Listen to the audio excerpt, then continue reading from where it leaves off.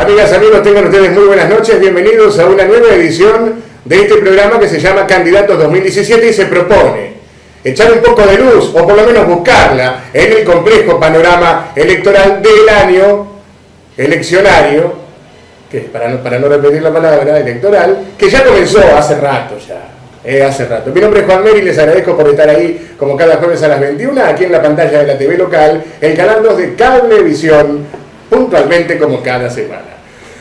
Hoy es jueves 2 de marzo del año 2017, hoy tenemos un programa movidito, varias novedades que se han dado en las últimas horas respecto de cuestiones que tienen que ver con la política, cuestiones que tienen que ver tal vez con la elección, circulan rumores, circulan noticias acerca de eventuales candidaturas.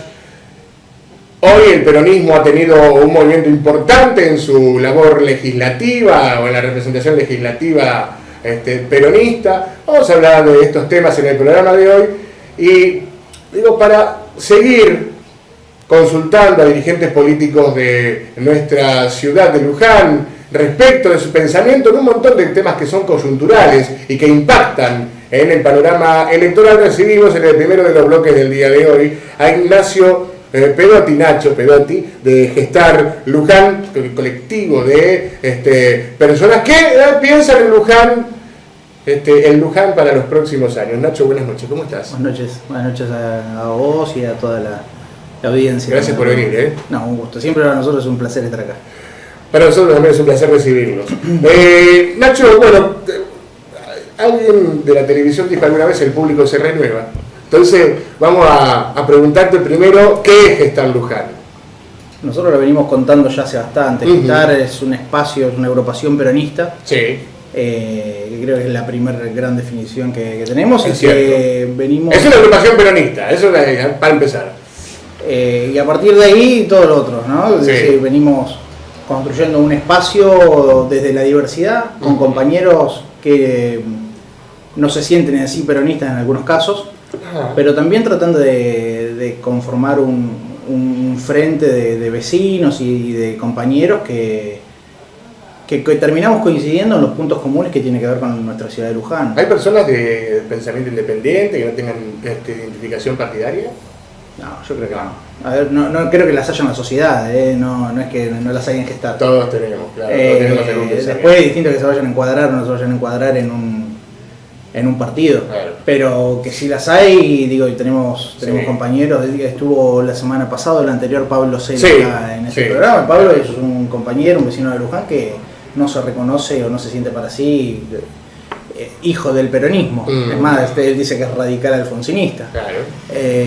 Y como Pablo y otros compañeros, y nada, Gestar viene creciendo en la construcción en ese sentido. Hemos generado la escuela de gobierno, hemos trabajado los temas que siempre por comodidad o porque lo hemos pensado de esa manera también, los temas que atienden al interés común de toda la sociedad. ¿Qué fue la escuela de gobierno que hicieron el año pasado? Contale a la gente. La escuela de gobierno fue un espacio que surgió a partir de una iniciativa de Carlos Caramelo. Carlos Caramelo es un periodista, politólogo, asesor de superestructura, trabajaba en la jefatura de gabinete, fue el último interventor del Instituto Dorrego, con el objetivo también de poder generar un punto de encuentro y un espacio de encuentro entre los compañeros peronistas, los compañeros del peronismo, y se logró. La verdad que para sorpresa nuestra y para sorpresa también de los ajenos, la escuela de gobierno tuvo una continuidad de 8 semanas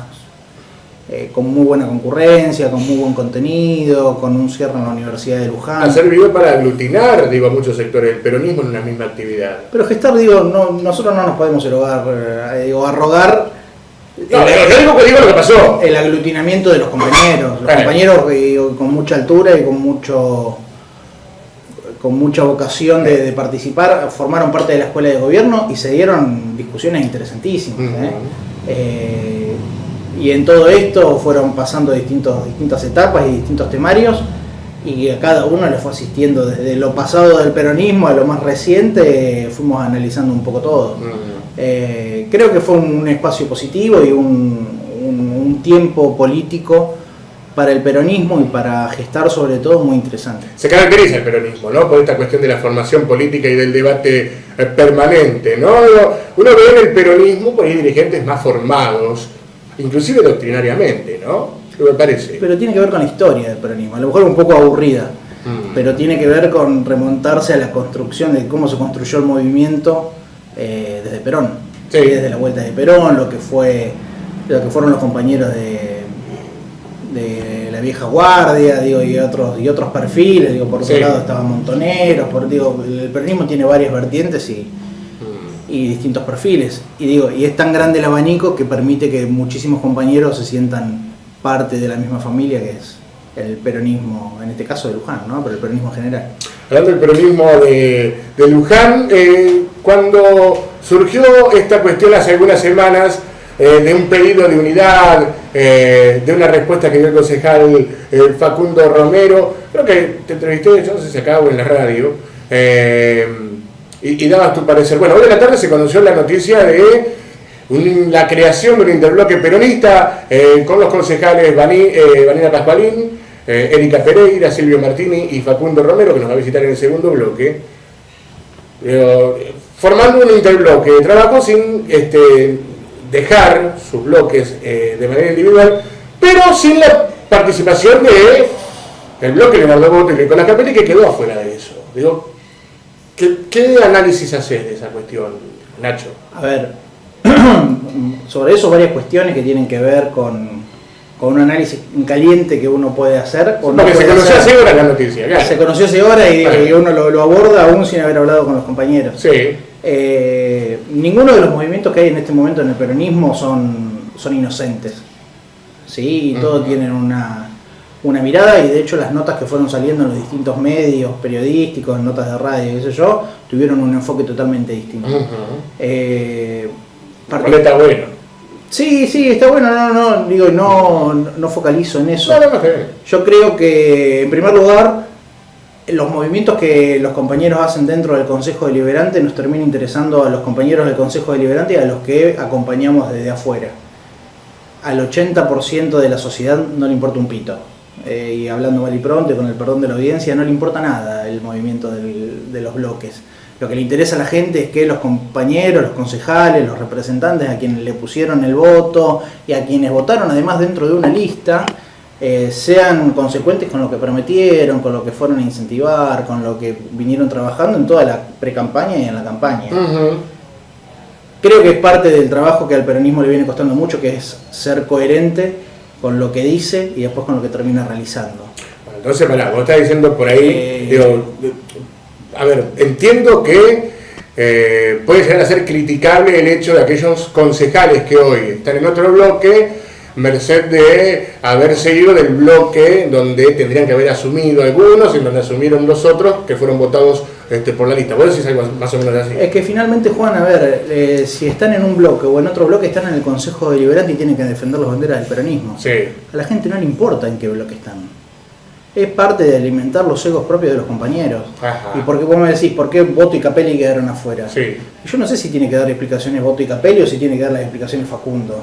Hoy los compañeros tienen que sentarse en la banca y defender los intereses de los vecinos, que de verdad lo están pasando muy mal. Sí. Entonces, cuando el peronismo, ¿sí?, cuenta cuántas bancas tiene el peronismo, ¿cuántas bancas tiene el PJ hoy en el COSI? Uno las cuenta de uno. Sí. Las cuenta de uno, Sí, pero sí. las cuenta de un todo, Claro, que es el peronismo. Claro. Lo que tiene que ver con la otra lectura, una lectura muy chiquita, pero muy chiquita, que es, lamentablemente, que como los perros nos venimos dando en el último tiempo, nos mordemos la cola entre nosotros, ¿sí? Desarmamos, hacemos 8 unibloques, los volvemos a unir, sacamos documentos para posicionarnos y que nos muestren un micrófono para que decir, llamamos a la unidad cuando fuimos los primeros que rompimos un bloque. Sí. Digo, y eso tiene que ver con la gran... cuesta muchísimo, pero muchísimo, por un montón de cuestiones, ¿sí?, tener un marco de coherencia mínimo hoy dentro de la política local, en general, y a nivel nacional también. Pero tiene que ver con eso. Yo creo que de verdad los compañeros, si quieren generar un golpe de efecto, tendrían que ponerse al frente de los problemas de los vecinos. ¿Te hablabas de coherencia? La semana pasada estuvo Diego Bocio con Marcelo Musso, por ejemplo. ¿Quién? Diego Bocio con Marcelo Musso. Acá. Acá en Luján, sí.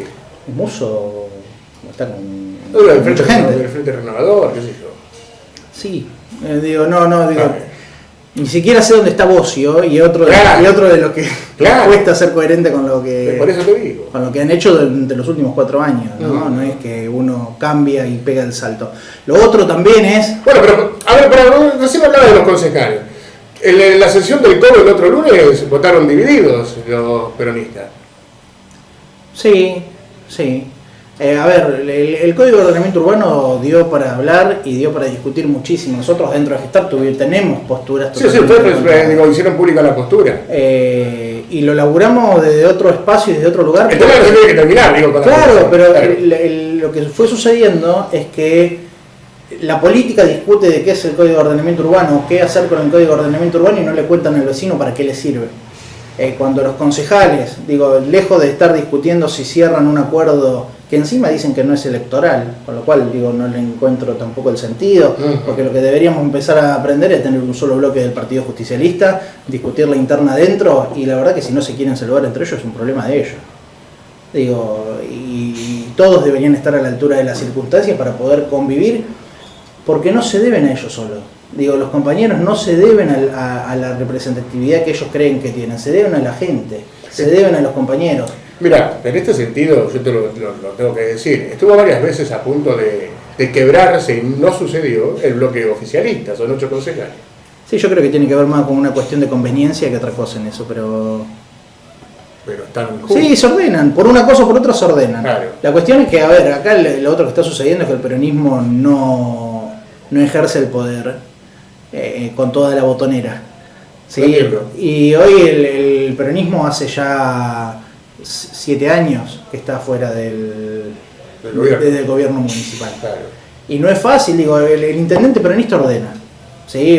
Siempre. Un caso distinto fue el de Graciela Rosso, porque generó otros conflictos. Sí, hubo otro problema. Pero el intendente, cuando hay un intendente del peronismo, ordena. Y cuando hay un intendente de ellos, los ordena. O los ordena con la política o los ordena con la billetera. Sí, pero los ordena. Y hoy el orden que tienen ellos son así. Y tienen un gran... Y en eso es un aspecto a destacar. El bloque de concejales del oficialismo, la verdad que le da mucha altura a las discusiones. Uno puede no estar de acuerdo. La verdad, no estamos de acuerdo en la mayoría de los casos. Pero hay discusiones que hay que darle con mucha altura. Porque además, uno lo toma como si fuera una cuestión corriente. Todo este manejo de la política y de los temas que se tocan en el Consejo Deliberante, y son los temas que están atravesando de verdad a los vecinos. Entonces, creo que ahí hay un doble desafío, y es dejarse de hinchar, hay que dejarse de hinchar y ponerse a trabajar de verdad en una agenda que nos muestre el futuro, que sea una agenda programática, que empecemos a discutir de verdad para qué sirvió el Código de Ordenamiento Urbano y cómo va a ser esa planificación. Hay un montón de aspectos que falta desarrollar y hay que abordarlos. Es mucho más productivo dar esas discusiones, crear los foros de participación, hablar con la gente, darle el mano a mano, que llamar a una conferencia de prensa o mandar un WhatsApp a cualquier medio para decirle, mirá que ahora hicimos un interbloque y encima lo dejamos afuera a fulano y a mengano. La gente no le importa. Y estoy convencido de eso, y se lo digo a los propios compañeros, y les tengo mucho aprecio a la mayoría de ellos. Sí. Lo mismo que a Capelli, a Leonardo Boto, y deberíamos dar las discusiones en otro ámbito. Para eso tenemos la casa del Partido Justicialista, que está abierta, que viene haciendo un trabajo muy pero muy importante, que Abel Rauch le ha puesto de verdad a la gestión del Partido Justicialista un esfuerzo enorme por tratar de amalgamar un poco la gran familia que somos. Eso es un lío, es un gran lío, y como cualquier familia. Con Abelito hay que sacarse el sombrero en ese sentido, porque ha hecho un gran trabajo. Sí, se ha esforzado mucho. Hay que decir que en su momento quien fue electo presidente del Partido Justicialista, Miguel Ángel Prince, se fue y les dejó el partido. Yo lo digo, no voy a decir que dijo arréglense, pero más o menos. No dijo nada. No sé porque no estaba. Pero, uno lo ve de esa manera. Nacho, hablabas del partido, entonces, haces una valoración positiva del trabajo del Partido Justicialista y de sus autoridades en el último tiempo. Yo creo que sí. Yo creo que, a ver, una cosa importante que generó Miguel con las nuevas autoridades del Partido Justicialista es que hubo una renovación. Sí. Una renovación y notoria en los nombres y en las edades y en la... La cuestión generacional, claro, ¿no? Claro. Y eso fue un paso adelante. Y de verdad hay que reconocérselo. Lamentablemente renunció después del Partido Justicialista. Tuvimos nos contó en 5 carillas por qué se iba, Sí. cuál era su tiempo y todo lo otro. Tenemos distintas miradas después respecto de la actitud de Miguel, pero siempre valorable porque yo siempre se lo reconozco. Miguel fue el último gran dirigente que dio el peronismo. Indudablemente. Eso no hay quien le pueda discutir eso, quien se pueda sentar al lado de Miguel después de haber sido 4 veces intendente elegido por los vecinos de Luján. Ahora el partido de Luján, con todas las crisis, con la última derrota, con la derrota del medio término de hace 4 años, Sí. tuvo un rol que lo supo manejar, lo supo maniobrar, con internas fuertes, con internas feroces en muchísimos casos. Y yo creo que han encontrado un equilibrio. Para mí la valoración es sumamente positiva. ¿Cómo se hace, a ver, por caso 2011, 2013, 2015, desde el debut de las PASO, el peronismo ha tenido primarias jodidas, complicadas, que fruto de ese proceso, quien ganó la primaria y pasó a la elección general dentro del Frente para la Victoria, del peronismo, y quedó reflejado en las urnas, no ha tenido el apoyo de aquellos que perdieron. Esto es una verdad a todas luces. No sé si se dice siempre así, de esta manera tan lineal, pero es así. Por lo menos para quienes leemos la política. ¿Cómo se hace para que este año, de haber más de una lista, no suceda lo mismo, Nacho? Bueno, esto se hace así, mira, yo nada. Sí. Bueno, pues te pregunto la reflexión, no sé, a ver. A ver, Sí. creo que es un trabajo que tiene que ver con... Nadie tiene la solución, porque Yo creo que sí, la solución la tienen los compañeros, la tenemos todos. Sí, individualmente, pero lo que pasa es que lo que hay que decir, hay que dejar de predicar con la palabra y empezar a predicar con el ejemplo. Y quienes ganan, quienes se imponen en las internas, tienen que también tener otro tipo de gestos para que los compañeros que perdieron se sumen. A veces, por más que se generen 10.000 gestos, hay compañeros que no se van a sumar jamás. Sí. Y tenemos compañeros que, yo hace poco lo dije, que predican como si fueran el Pastor Jiménez, la unidad, pero la unidad a partir de mí. Entonces ponete atrás, o si no, súmense lo que yo les digo. Y creo que tenemos que empezar a... Vamos todos juntos, vengan atrás mío. Claro. Sí. Claro. Pero lo que hay que empezar a respetar, hay que firmar una base de acuerdos y respetarla. Y tenemos que volver a poner la palabra por encima de cualquier cosa.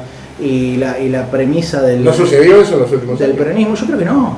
Y está a la vista, cuando la interna se da de una manera tan feroz desde la descalificación, en vez de la proposición, se da desde la descalificación. Cuando uno propone, el otro descalifica, y en esos términos después zanjar esa realidad que vos mismo generás en la sociedad se torna muy pero muy complicado. ¿Cómo le explicás al mismo vecino que le fuiste a pedir el voto para decirle que el otro era feo, que era chueco, qué sé yo, para decirle que ahora no, que ahora lo tenés que votar, Claro. porque es lindo y porque en realidad no es chueco?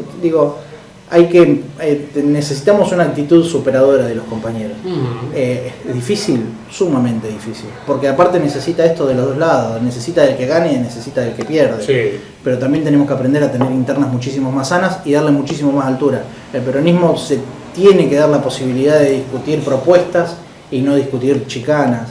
Y hay elementos, yo creo que hay elementos de sobra para Las hacerlo. propuestas, para cualquier sector o para otro dentro del peronismo son las mismas, ¿viste? La diferencia tal vez esté en lo metodológico, en el cómo hacerlo, de alguna manera, pero bueno, serán cuestiones que tengan que ver con la primaria. Ojo, no solamente en el Frente para la Victoria o en el peronismo como lo llamamos, se dan estas cosas, se dan en algunos otros espacios también, probablemente hay alguna posibilidad pequeña de que Cambiemos aquí en Luján haya una interna si no se dan algunas cuestiones.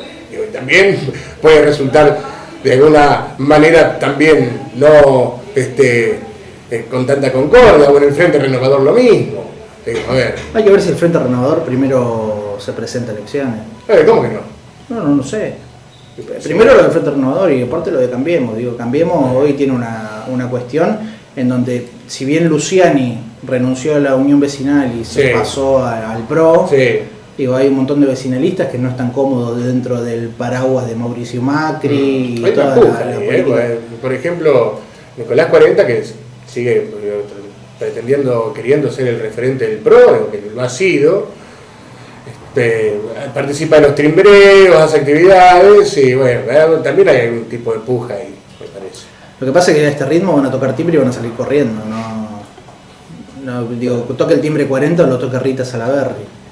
Y esa es la gran cuestión. El gobierno de Luciani lloró durante 4 años diciendo que no tenían el apoyo del gobierno nacional y no tenían el apoyo del gobierno provincial. Ahora tienen el gobierno nacional, el gobierno provincial, el gobierno de la ciudad de Buenos Aires, los jueces, los medios, la plata, y sin embargo no hacen nada.